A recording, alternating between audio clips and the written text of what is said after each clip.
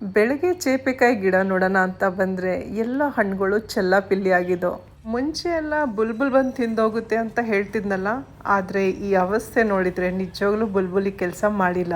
ಚೀಲ ಹಾಕಿರೋ ಅಂಥ ಚೇಪೆಕಾಯಿ ಕರೆಕ್ಟಾಗೇ ಇದೆ, ಅದರ ಅಕ್ಕಪಕ್ಕನೂ ಕಾಯಿಗಳು ಸರಿಯಾಗೇ ಇದೆ. Hello everyone, welcome back to my channel. ನಾನು ತಾರಸಿ ತೋಟಕ್ಕೆ ಬರ್ತಾ ಇದ್ದಂಗೆ ಒಂದು ಚೇಪೆಕಾಯಿ ಇನ್ನೊಂದು ತೀರದಲ್ಲಿ ಸಿಕ್ತು. ಅಲ್ಲೇ ಗೊತ್ತಾಗೋಯ್ತು ಈ ಕೆಲಸ ಮಾಡಿರೋದು ಬಾವ್ಲಿ ಅಂತ. ಒಂದೇ ರಾತ್ರಿಲಿ 4 ಚೇಪೆಕಾಯಿ ಹಾಳು ಮಾಡಿದ್ದೆ. ಈ ಸಲ ಚೇಪೆಕಾಯಿ ಬಿಟ್ಟಿರೋದು ನಮಗೆ ಲಾಟ್ರಿ ಇದ್ದಂಗೆ. ಒಂದು ಫಸಲ್ ಮುಗ್ದಿದ ತಕ್ಷಣ ಎರಡನೇ ಶುರು ಆಯಿತು. ಇಷ್ಟು ಬೇಗ ಹಾರ್ವೆಸ್ಟ್ ಎಲ್ಲ ಮಾಡ್ತಾ ಇದ್ದೀನಿ. ಕಾಯಿ ನೋಡಿ ತಿಂದು ಹೇಗೆ ಉತ್ತರಿಸಿದೆ ಅಂತ. ನನಗಂತೂ ತುಂಬ ಕಾಯಿನೂ ಇಲ್ಲ, ಜಾಸ್ತಿ ಹಣ್ಣು ಇಲ್ಲ, ಆ ಥರ ಚೇಪೆಕಾಯಿ ಇಷ್ಟ.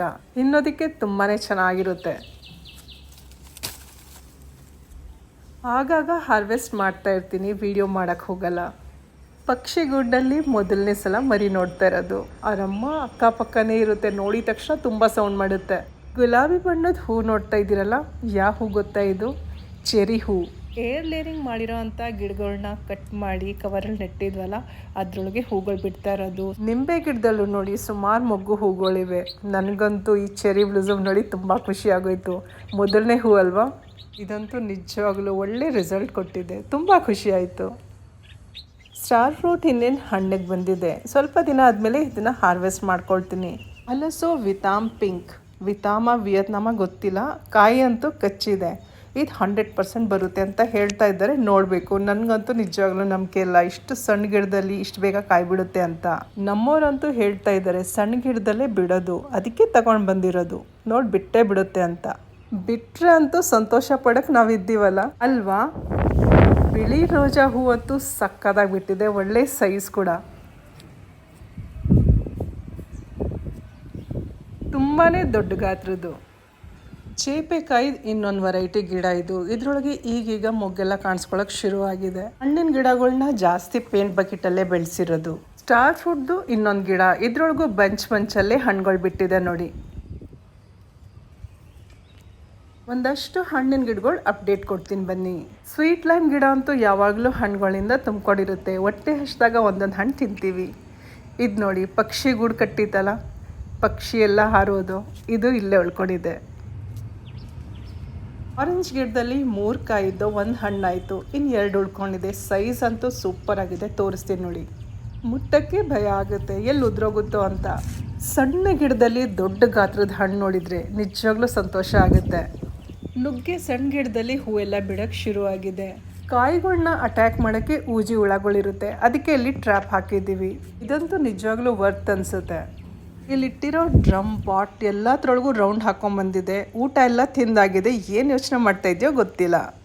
ನೋಡಿ ಗೆಣಸಿನ ಬಳ್ಳಿ ಎಲ್ಲ ಕಡೆ ಹರಡ್ಕೊಂಡಿದೆ, ತುಂಬ ಚೆನ್ನಾಗಿ ಕಾಣಿಸುತ್ತೆ. ಅದರಿಂದ ಇದನ್ನು ಬೆಳೆಸ್ತಾ ಇರೋದು. ಇಲ್ಲಿ ಮಧ್ಯದಲ್ಲಿ ಒಂದು ಕಡೆ ಕಾಣಿಸ್ಕೊಂಡಿತ್ತು, ನನಗೆ ತೋರಿಸ್ತೀನಿ ನೋಡಿ, ಇಲ್ಲಿದೆ. ಬಟ್ ನಾವು ಇದ್ರ ಬ್ಯೂಟಿಗೋಸ್ಕರ ಇದನ್ನು ಬೆಳೆಸ್ತಾ ಇರೋದು. ಒಂದಷ್ಟು ಹಣ್ಣಿನ ಗಿಡ ನೆಟ್ಟಿದ್ವಲ್ಲ, ಅದರೊಳಗೆ ಅಮಟೆಕಾಯಿ ಗಿಡದಲ್ಲಿ ನೋಡಿ ಎಷ್ಟೊಂದು ಕಾಯೆಲ್ಲ ಬಿಡೋಕ್ಕೆ ಶುರುವಾಗಿದೆ. ಮತ್ತು ಎಕ್ಕದ ಗಿಡದಲ್ಲಿ ಹೂ ಬಿಡ್ತಾ ಇದೆ. ರೋಜಾ ಹೂ ಅಂತೂ ಅರಳಿ ಹೋಗೋ ಸ್ಟೇಜಲ್ಲಿದೆ. ಬಟನ್ ರೋಸ್ ಅಂತೂ ಸುಮಾರು ಟೈಮಿಂದ ಇದೆ.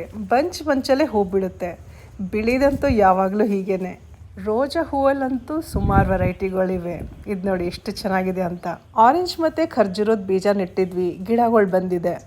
ಸೀತಾಫಲ ನೋಡಿ ಹಣ್ಣಿಗೆ ಬಂದಿದೆ. ಸೇಫ್ಟಿಗೋಸ್ಕರ ಕವರ್ ಹಾಕಿರೋದು. ಹಾರ್ವೆಸ್ಟ್ ಮಾಡು ಅಂತ ಹೇಳಿದರು, ನಾಳೆ ಮಾಡ್ತೀನಿ. ಶಂಖಪುಷ್ಪಿ ಡಬಲ್ ಪೆಟಲ್ ಗಿಡನ ರೀಪಾಟ್ ಮಾಡಬೇಕು. ಇದು ಬಿಳಿ ಬಣ್ಣದ್ದು. ಇವತ್ತು ಬೆಳಗ್ಗೆ ತೆಗ್ದಿರೋ ಅಂಥ ವಿಡಿಯೋ ಇದು. ಎಕ್ಸೋರಾ ಗಿಡದಲ್ಲಿ ನೋಡಿ ಎಷ್ಟೊಂದು ಹೂಗಳರಲಿದೆ ಅಂತ. ತೋಟ ಅಂತೂ ತುಂಬಾ ಕಲರ್ಫುಲ್ಲಾಗಿ ಕಾಣಿಸ್ತಾ ಇದೆ, ಈ ಬಿಳಿ ಬಣ್ಣದ ದಾಸವಾಳ ಹೂವಿಂದ ಕೂಡ. ಕೆಲವೊಮ್ಮೆ ಬಿಸಿಲು ತುಂಬ ಜಾಸ್ತಿ ಇರುತ್ತೆ, ಗಿಡಗಳು ಬೇಗ ಒಣಗುತ್ತೆ. ಕೆಲವೊಮ್ಮೆ ವೆದರ್ ಚೆನ್ನಾಗಿದ್ರೆ ಚೆನ್ನಾಗಿ ಕಾಣಿಸುತ್ತೆ. ಟೇಬಲ್ ರೋಸ್ನಲ್ಲಿ ಕೆಲವೊಮ್ಮೆ ಜಾಸ್ತಿ ಹೂ ಬಿಡುತ್ತೆ, ಕೆಲವೊಮ್ಮೆ ಒಂದೆರಡೆ. ತಾರಸಿ ತೋಟದಲ್ಲಿ ಇವಾಗಿನ ಕೆಲಸ ಏನಪ್ಪ ಅಂದರೆ ರೀಪಾಟ್ ಮಾಡ್ತಾಯಿದ್ದೀನಿ. ಒಂದಷ್ಟು ಪಾಟ್ಗಳು ಅರೇಂಜ್ ಮಾಡ್ತಾಯಿದ್ದೀನಿ, ಜಾಗ ಬದಲಾಯಿಸ್ತಾ ಇದ್ದೀನಿ. ಇವತ್ತಿನ ವಿಡಿಯೋ ಇಷ್ಟ ಆಗಿದ್ರಲ್ಲಿ ಲೈಕ್ ಮಾಡೋದು ಮರಿಬೇಡಿ. ಮತ್ತೆ ಸಿಗೋಣ ಇನ್ನೊಂದು ಒಳ್ಳೆ ವಿಡಿಯೋ ಜೊತೆ. ಅಲ್ಲಿವರೆಗೂ ಧನ್ಯವಾದಗಳು. ಥ್ಯಾಂಕ್ ಯು, ನಮಸ್ಕಾರ.